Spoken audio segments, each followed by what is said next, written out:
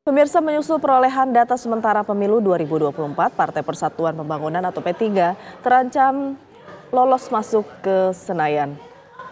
Dalam update data real count yang dirilis KPU pagi tadi, total suara sementara yang berhasil diraih P3 telah mencapai 3.034.219 suara. Meski bertahan pada posisi kemarin, perolehan suara P3 hanya sekitar 3,99% dari total suara yang masuk.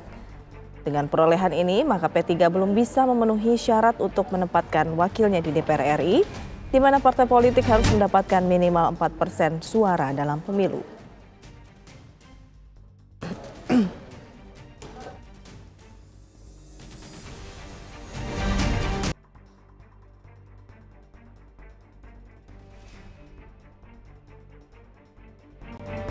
Pengamat politik Ujang Komarudin menyayangkan jika P3 sampai tidak lolos ke Senayan. Jika akhirnya gagal membawa wakilnya ke Senayan, ia meminta agar P3 segera melakukan evaluasi. Ini sangat merugikan P3 dan seluruh kader di seluruh Indonesia dan merugikan bangsa ini juga, karena saya melihat ya bahwa P3 adalah partai Islam terlama, tertua, tentu punya sejarah sendiri di Republik ini. Tentu ya keberadaannya harus dijaga ya oleh rakyat Indonesia. Tapi seandainya tidak lolos, ya artinya ya P3 harus mengevaluasi bahwa sejatinya banyak mungkin kekurangan-kekurangan atau banyak juga pesaing baru yang partai yang muncul yang lebih progresif. Nah, dalam konteks tidak lolos, siapa yang paling diuntungkan ya? Yang paling diuntungkan ya tentu partai-partai yang lain, partai-partai Islam yang lain, karena bisa jadi konstituen P3 ya ketika tidak lolos itu ya bisa beralih dan bergeser kepada partai lain. Tetapi saya masih meyakini ya mudah-mudahan P3 tetap lolos ke parlemen, karena tadi saya katakan bahwa P3 partai Islam tertua ya, punya sejarah panjang di Republik ini, tentu harus punya kontribusi besar ke depan untuk bisa mengawal dan menjaga bangsa ini. Ya kita semua rakyat Indonesia butuh P3. Tetapi P3 sendiri yang menentukan nasibnya. Artinya soal nanti lolos atau tidak tergantung kemarin ya hasil perolehan suara yang sedang dihitung. Persaingan menuju Senayan berlangsung sengit. Hampir 10.000 calon legislatif yang mengikuti Pileg 2024 membidik kursi DPR RI. Namun di Senayan hanya tersedia 580 kursi saja, sehingga bukan tidak mungkin banyak caleg yang tersingkir, walaupun ia telah malang melintang sebagai politisi ataupun pesohor tanah air.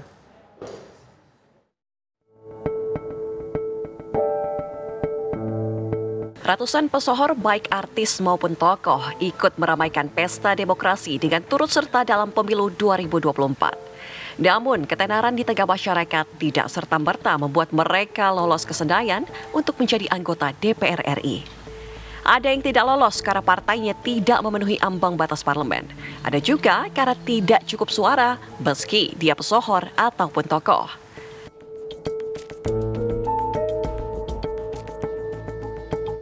Mengapa fenomena ini bisa terjadi? Apakah karena pesohor itu kurang mengenalkan diri ke konstituen? Mengapa pesohor ini justru kalah perolehan suara dari orang biasa-biasa saja?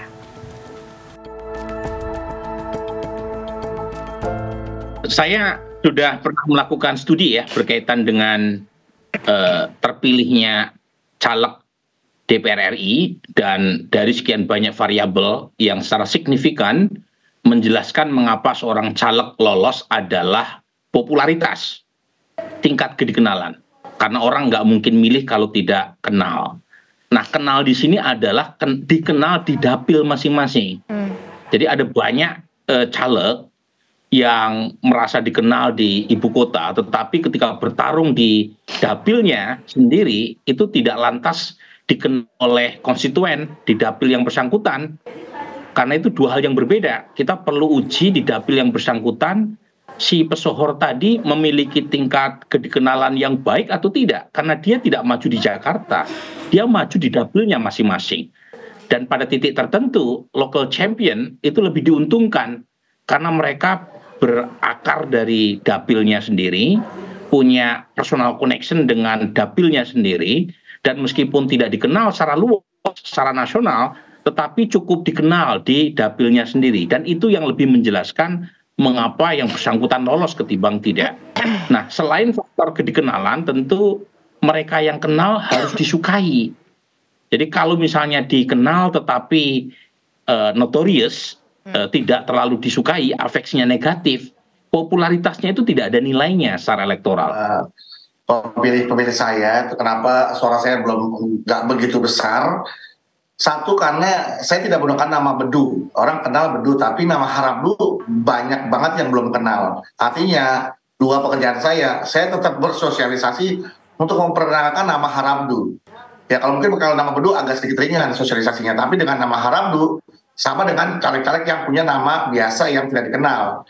Kemudian, waktu saya untuk bersosialisasi atau kampanye atau turun ke dapil itu sangat singkat, karena saya mendaftar last minute sebagai caleg dari Partai Gerindra itu menjelang DCS harus ditetapkan, harus diserahkan gitu kan. Jadi itu juga yang membuat saya tidak punya waktu turun ke dapil. Kemudian logistik saya juga terbatas karena saya tidak dibiayai oleh partai, saya hanya dibantu oleh beberapa teman dan juga kemampuan saya pribadi. Jadi tidak bisa jor-joran seperti partai-partai yang caleg-caleg yang memang satu incumbent dana dan logistiknya sudah siap, kemudian mereka juga secara akar rumput juga sudah banyak pemilihnya, sudah pernah memilih di periode sebelumnya, itu yang menjadi saingan terberat kita. Ada sekitar 48% TPS yang belum masuk dalam Sirekap hasilnya. Dan yang kedua, ini fakta yang juga sudah masuk dalam salah satu penelitian dari indikator politik Indonesia punya Mas Burhan, bahwa serangan fajar itu terjadi gitu loh. Saya beberapa hari sebelum hari pencoblosan, thanks to TV One, saya viral di mana-mana di TikTok dan di sosial media Instagram, dan banyak sekali komen yang masuk ke saya, Mbak Sheryl, saya udah dapat amplop dari 4-5 partai sekeluarga, tapi saya milih Sheryl Tansil, yaitu mungkin karena mereka orang yang kebetulan punya smartphone dan bisa punya akses dan kuota untuk membuka sosial media. Jadi saya dibantu di situ. Mereka mengenal seperti apa pribadi saya, seperti apa ide dan gagasan yang saya perjuangkan. Tapi kan pada akhirnya mereka minoritas ya, karena ketika saya turun ke dapil belusukan, banyak sekali dari calon konstituen saya itu tidak punya smartphone. Kalau punya pun ya mereka istilahnya kuotanya biar pet gitu. Jadi agak susah untuk mendapatkan exposure tentang siapa sih Sheryl Tansil. Nah kalau yang dapat exposure itu mungkin masih bisa memilih dengan hati dan logika, tapi kenyataannya bahwa money politik itu ada dan terjadi. Saya rasa ini ya yang sekarang jadi faktor penentu juga siapa yang menang gitu loh, meskipun ini bukan faktor utama ya, karena beberapa pemilih itu yang sudah masuk dalam kelas kritis, mereka tetap amplopnya diambil, tapi pilihnya tetap di TPS ya sesuai hati dan pilihan mereka secara idealis gitu. Hasil Pileg 2024 akan diumumkan 20 hari lagi oleh KPU. Bagi mereka yang gagal ke Senayan, bukan berarti akhir dari segalanya, karena ada berbagai cara untuk tetap berperan bagi bangsa. Tim TV One mengabarkan.